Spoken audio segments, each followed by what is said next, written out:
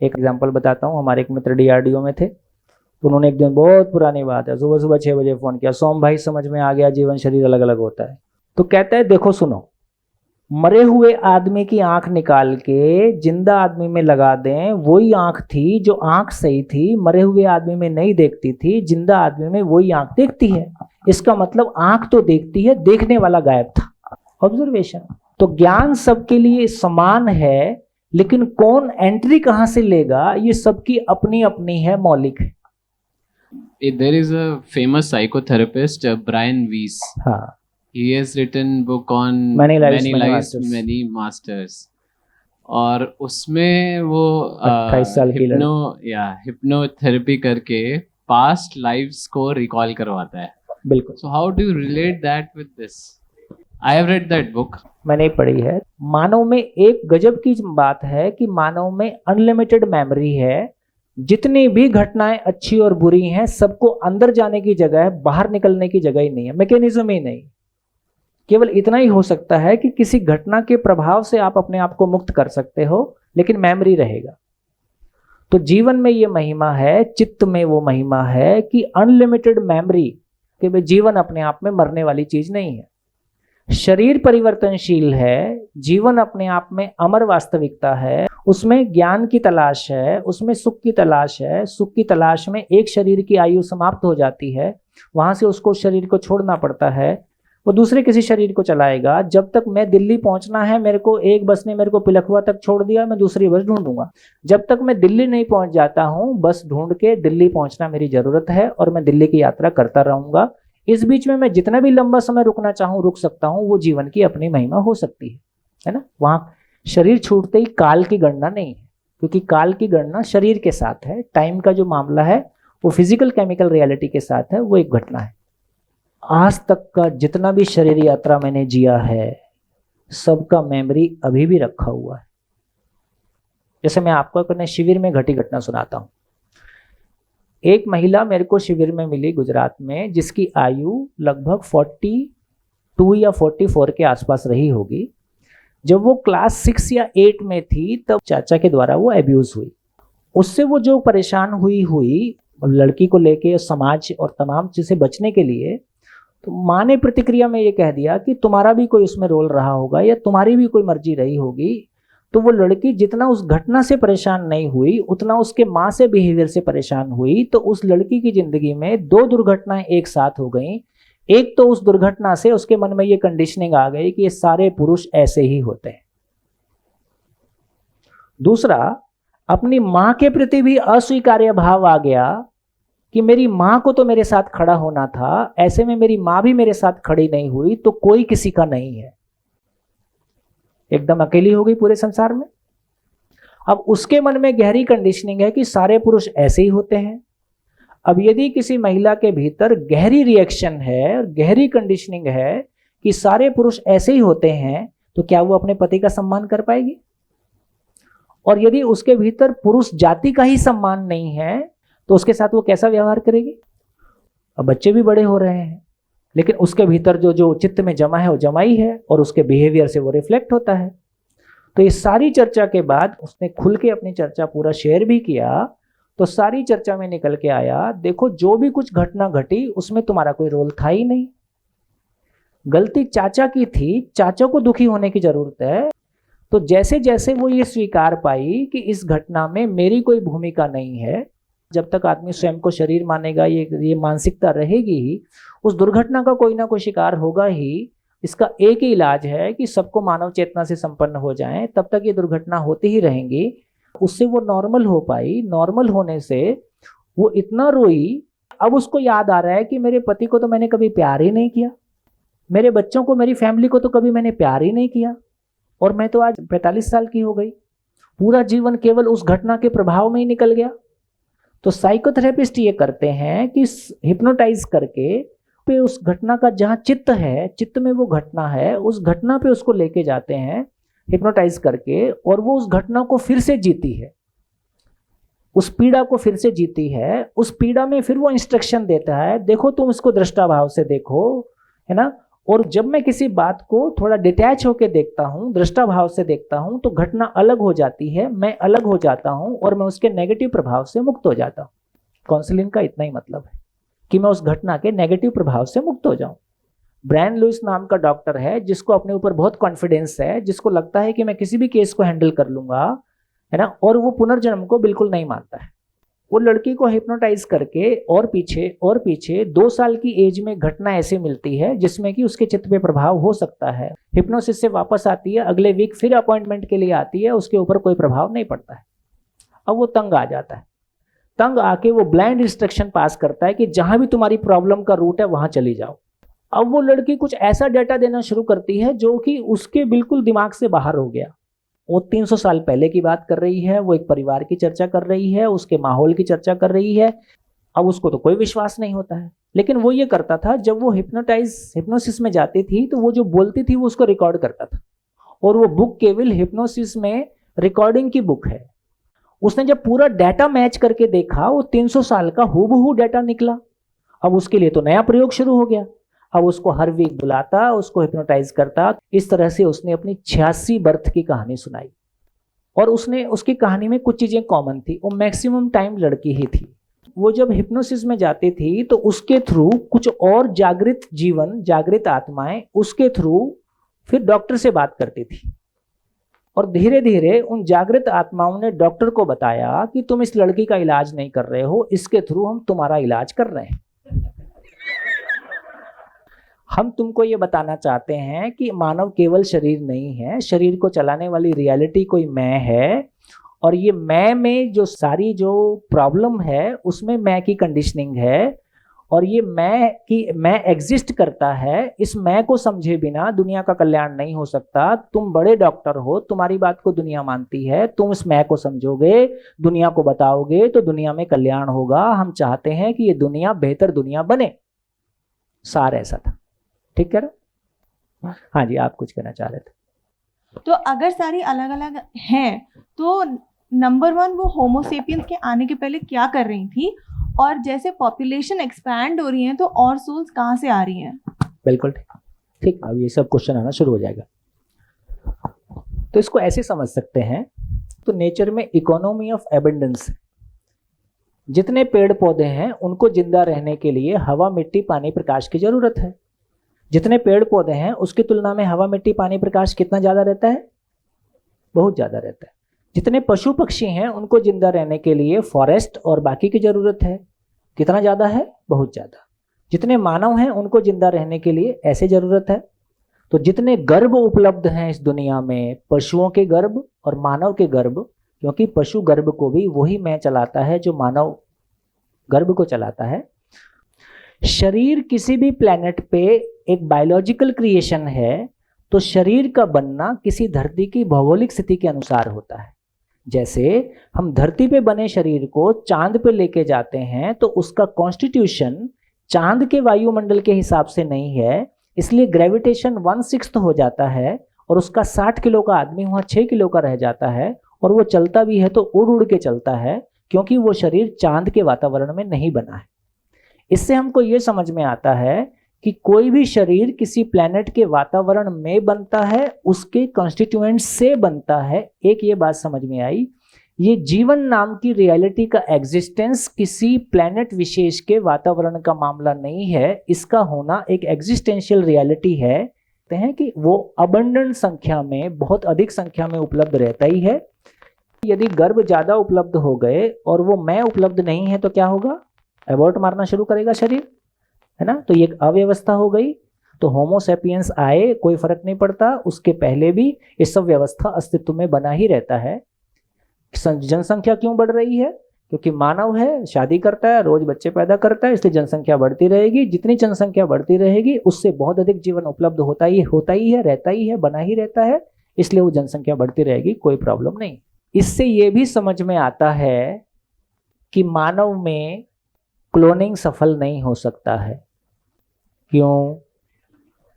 क्योंकि हम किसको मल्टीप्लाई कर, विवेकानंद की शक्ल का विवेकानंद बना सकते हैं, ये संभव है ना? तो विवेकानंद की शक्ल का विवेकानंद बना सकते हैं, आइंस्टीन की शक्ल का आइंस्टीन का शरीर बना सकते हैं, लेकिन आइंस्टीन शरीर है कि कोई मैं है? वो जो मैं नाम की एंटिटी है उसको लैब में मल्टीप्लाई नहीं किया जा सकता, इसलिए हम नकली शरीर बना सकते हैं, अपराध कर सकते हैं। वो जो क्वालिटी है वो तो किसी जीवन की है, उसको तो आप छू ही नहीं सकते, किसी भी भौतिक तरीके से उस एंटिटी को छुआ ही नहीं जा सकता, आप उसको क्रिएट नहीं कर सकते।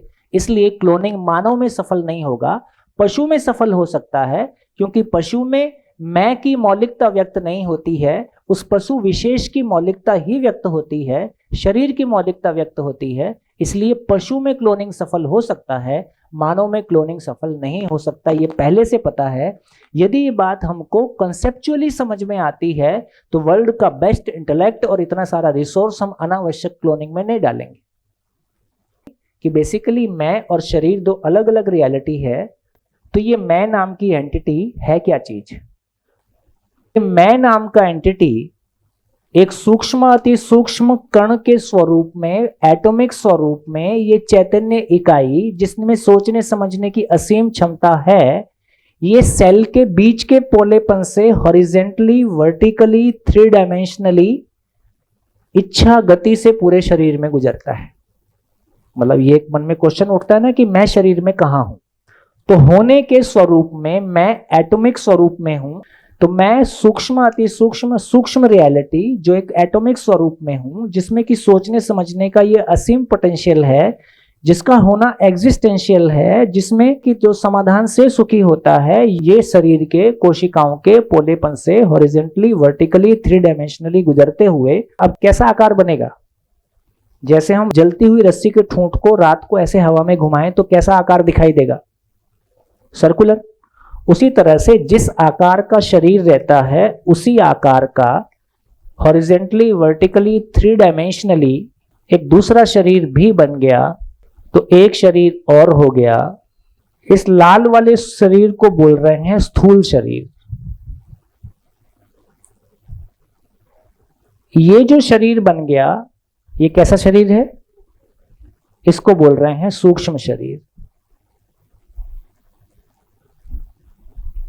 भार किसमें है? स्थूल शरीर में। सूक्ष्म शरीर में कोई भार नहीं होगा ना, ये बिना भार के है। इसका यही मतलब हुआ कि मैं शरीर में हूं कि शरीर मुझ में है? शरीर मुझ में है। आपने कभी देखा होगा मरा हुआ शरीर बहुत भारी हो जाता है और जिंदा शरीर आपको बहुत तुलनात्मक हल्का लगता है, क्योंकि वो अपने वेट को अपने आप में संभाले हुए है। कल कौन सा शरीर मर गया? स्थूल शरीर मर गया, और क्या बच गया? सूक्ष्म शरीर बच गया। तो बेसिकली सूक्ष्म शरीर का मतलब है जिस आकार में मानव होता है उसी आकार में सूक्ष्म शरीर बना ही रहता है, और उस शरीर को मरने के बाद अब वो अगला शरीर कब चलाएगा नहीं चलाएगा ये उसकी आगे की चॉइस है, मनस्थिति की बात है, लेकिन वो उसी आकार में बना रहता है। और जब अगले शरीर को चलाता है गर्भ के आकार में हो गया। तो एक तो ये समझ में आया कि जीवन जिस शरीर को चलाता है उसके स्वरूप में पुंजाकार विधि से उस शरीर को चलाता है। जड़ इकाई और चैतन्य इकाई की परिभाषा है। जो अपने आकार की सीमा में काम करे उसका नाम भौतिक इकाई है। यदि मेरे को पेन से काम करना है और बोर्ड पे काम करना है तो मेरे को पेन को बोर्ड तक लाना पड़ता है। जो अपने आकार की सीमा में काम करे उसका नाम भौतिक इकाई है। जो अपने आकार से अधिक सीमा में काम करने में सक्षम है उसका नाम चैतन्य इकाई है। तो जीवन का आकार कितना है?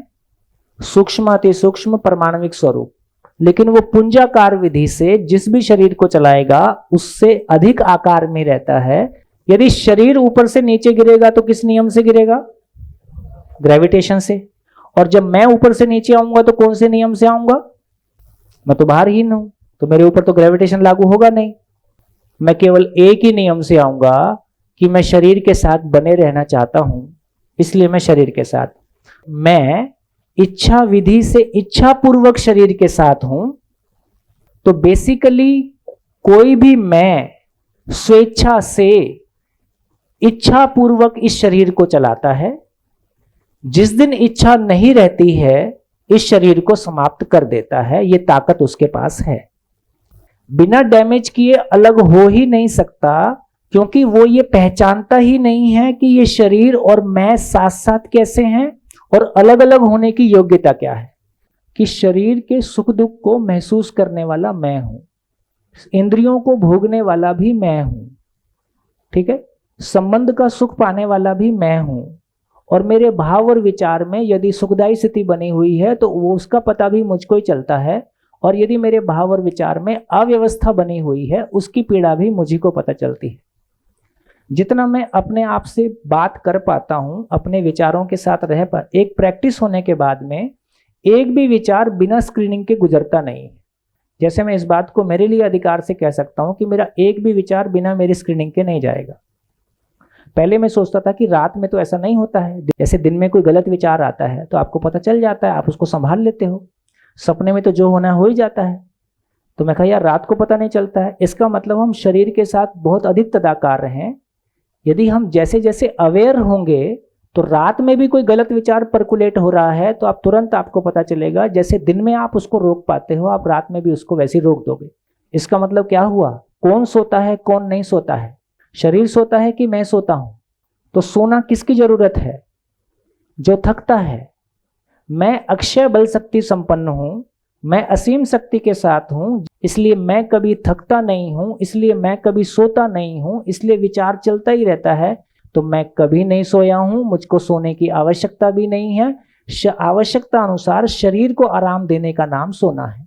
पैर में चोट लगती है तो दर्द शरीर में होता है कि दर्द मुझको होता है। जितने भी लोग याद कर लीजिए जिनको जिस समय एक्सीडेंट होता है उस समय किसी को कोई पेन नहीं होता है। तो लोकल एनेस्थीसिया का मतलब इतना ही है कि सूचना मुझ तक नहीं आ रही है। तो इसका मतलब यह हुआ कि शरीर मुझसे भिन्न रियलिटी है।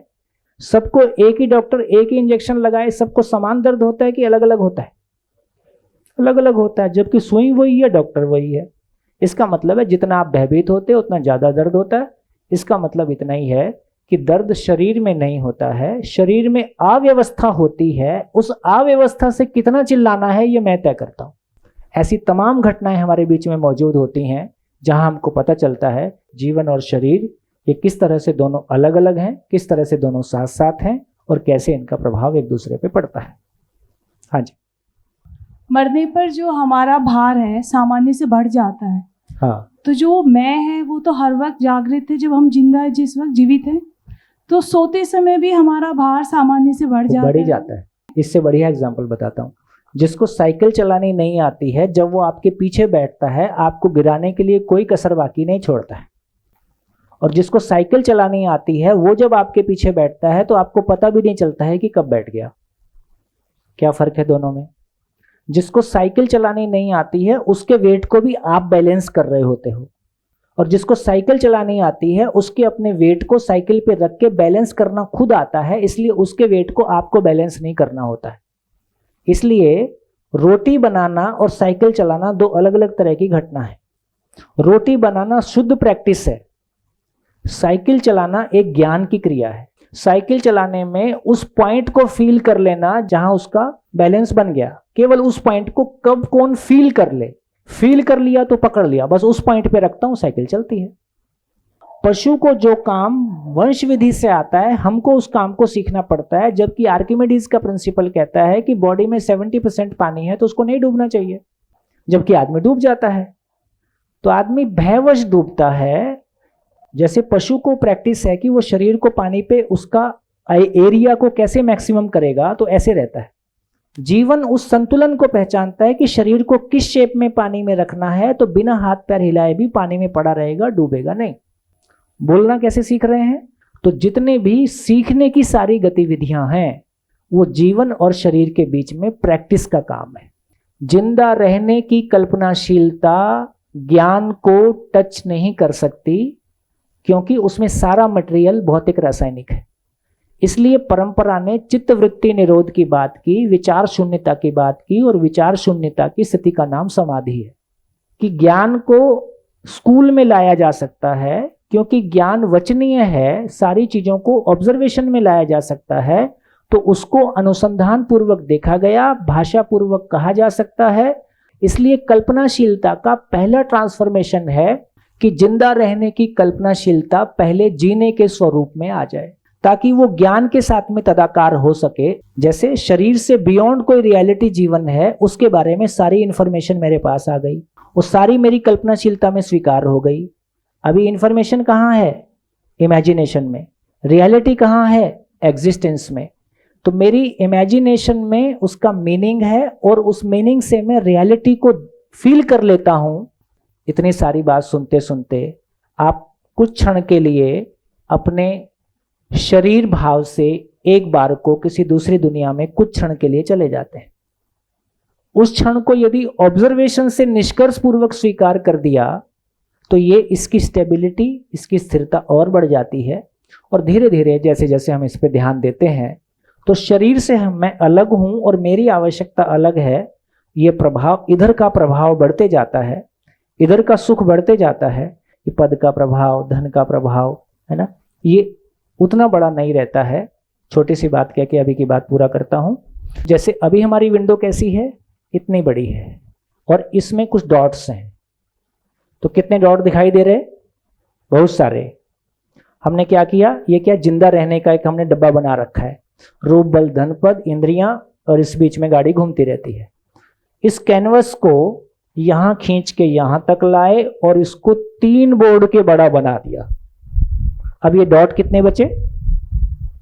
बहुत थोड़े से, क्योंकि हमारा कैनवस बहुत बड़ा हो गया। तो जिन चीजों से अभी तक हम परेशान थे उसकी तुलना में हमको इतना बड़ा आकाश मिल गया जीने का, हमारी ऊर्जा को चैनलाइज होने का, तो वो चीजें हमारे लिए उतनी इंपॉर्टेंट नहीं रह जाती, उनका साइज अपने आप ही बहुत कम हो जाता है। तो जिन चीजों से मैं कल तक परेशान था, उन चीजों से बार बार परेशान होने की बजाय मेरे को जीने का इतना बड़ा कैनवस मिल जाता है, तो मेरी सारी ऊर्जा उधर डाइवर्ट हो जाती है, डॉट अपने आप विलीन होने लगते हैं। धन्यवाद, नमस्कार।